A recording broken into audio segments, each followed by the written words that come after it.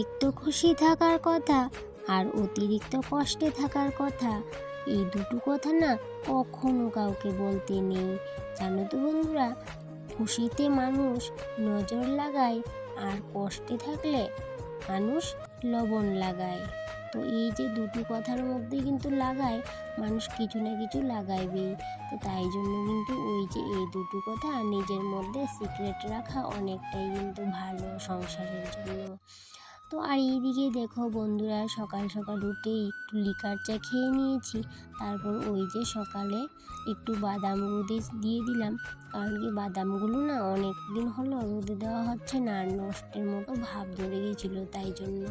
আর সকালের বাসি কাজকর্ম যা ছিল টুকিটাকি সব কিছু করে নিয়েছি।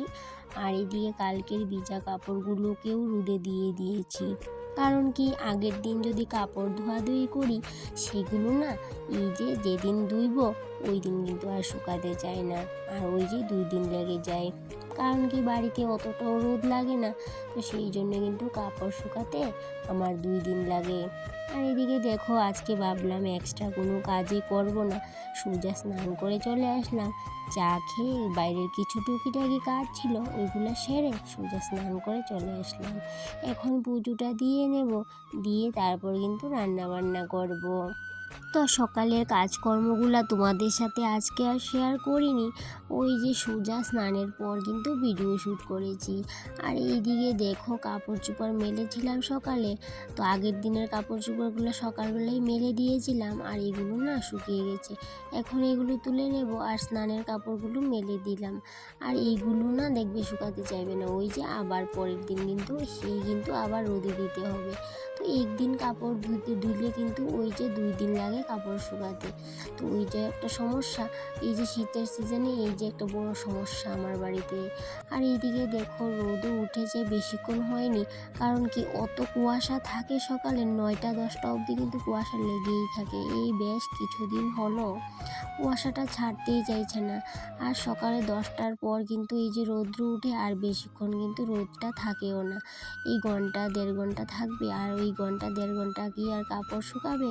তার মধ্যে আবার রোদেরও কিন্তু অতটা কিন্তু তেজ নেই, এই যে ধিমি ধিমি আলু এরকম ভাব কিন্তু রোদের। তো সেই জন্য কিন্তু ওই কাপড়গুলো আর শুকাতে চায় না। ওই যে একটা কথা আছে না, যে বেশি খাইতে চাইলে কমও মিলে না। আজকে না আমার কিন্তু ওই কথাটার মতোই ভাব ধরেছে, কারণ কি সকালে উঠে ভেবেছিলাম, সকালে না কাল রাতে থেকেই ভেবেছিলাম আজকে কিন্তু অনেক কাজ করব। কারণ কি ওই যে ঘর ভাঙবো বলেছিলাম তোমাদের, ঘর ভেঙে অন্যদিকে ঘরটা সরিয়ে নেব, আমাদের রুমটা, ওই যে ছোট্ট একটা রুম নিয়েছি ওই রুমটাতে কিন্তু আমরা চলে যাব। আর বলছিলাম না রান্নাঘরটা করবো, আর সেই দিকে রান্নাঘরটাও কিন্তু ভাঙা হবে। তাই জন্য কিন্তু ঘরে একটু কাজ ছিল, অনেক একটু না বলতে অনেক কাজই ছিল।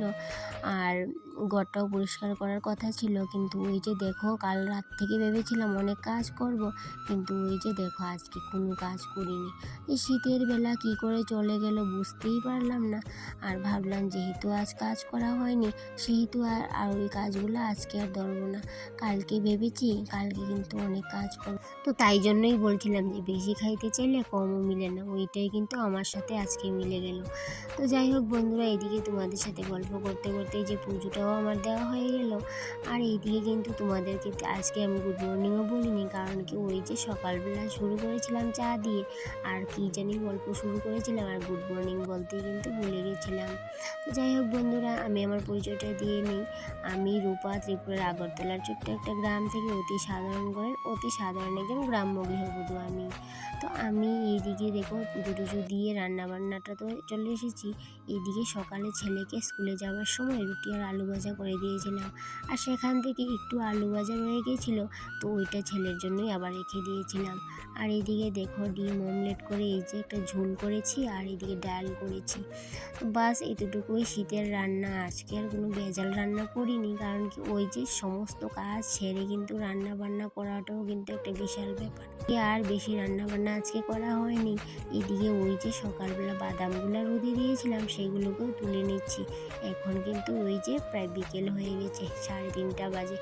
আর এইদিকে দেখো এই যে কী কাজ করলাম আজকে, কিন্তু কাজের কোনোই কিন্তু আমি লাইন পেলাম না। এই যে সারাদিন কী যে কাজ করলাম একটু কিন্তু রেস্ট করিনি, ওই যে কাজের মধ্যেই ছিলাম। তাও কিন্তু ওই যে মেন কাজগুলো কিন্তু আজকে কোনো কাজ করা হয়ে ওঠেনি।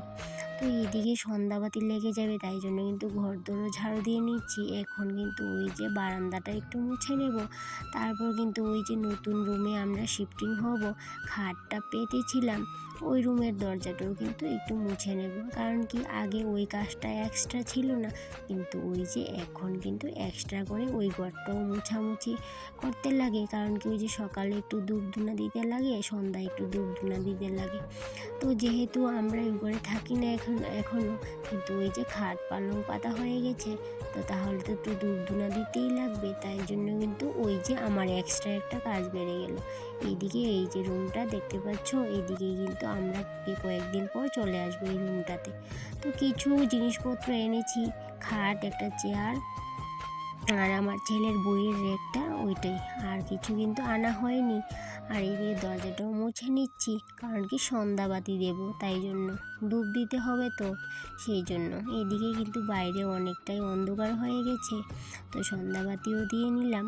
এখন কিন্তু ওই যে সারা বাড়িতে একটু ধূপ দিয়ে নেব। আমি সন্ধ্যার সময় নারকেলের ছোলা দিয়ে ধূপ জ্বালিয়ে বাড়ির চারিদিকে দেখাই। তাতে কি হয়, বাড়ির নেগেটিভিটি যদি থেকে থাকে সেগুলো কিন্তু নষ্ট হয়ে যায়। আর সকাল সন্ধ্যা যদি এইভাবে সারা বাড়ি জুড়ে ধূপ জ্বালিয়ে চারিদিকে দেখানো যায়, তাতে কি হবে, বাড়িতে কিন্তু কোনো নেগেটিভিটি থাকবে না, আর মা লক্ষ্মী সেই সংসারে অচলা হয়ে থাকবে। আর এই রকম কিছু নিয়ম নীতি মেনে চলি বলেই বাড়িতে মা লক্ষ্মীর বাস আমি কিন্তু অনুভব করি। আর বেশি কিছু বলবো না, কারণটা তো তোমাদের প্রথমেই আমি বলে দিয়েছিলাম। ওই যে বলেছিলাম অতিরিক্ত খুশি থাকার কথা আর অতিরিক্ত কষ্টে থাকার কথা কখনো কাউকে বলতে নেই, সেই জন্য কিন্তু কিছু আর বললাম না। ওই যে কষ্টের কথাও বললাম না আর সুখের কথাও বললাম না। এই যুগের তাল মিলিয়ে কিন্তু আমাদের ওই মডার্ন যতই হই না কেন, কিন্তু ওই যে কিছু নিয়ম রীতি কিন্তু মেনে চলতেই হয়। আর এগুলো কিন্তু মেনে চললে সংসারে কতটা সুখ শান্তি বজায় থাকে, তো যারা এই নিয়ম রীতিগুলো মেনে চলে তারা কিন্তু অবশ্যই জানবে। আর এইদিকে দেখো, আজকের ব্লগটা আর কন্টিনিউ করবো না, এই পর্যন্তই থাকবে। আবার দেখা হবে পরবর্তী ব্লগে। টাটা সবাইকে।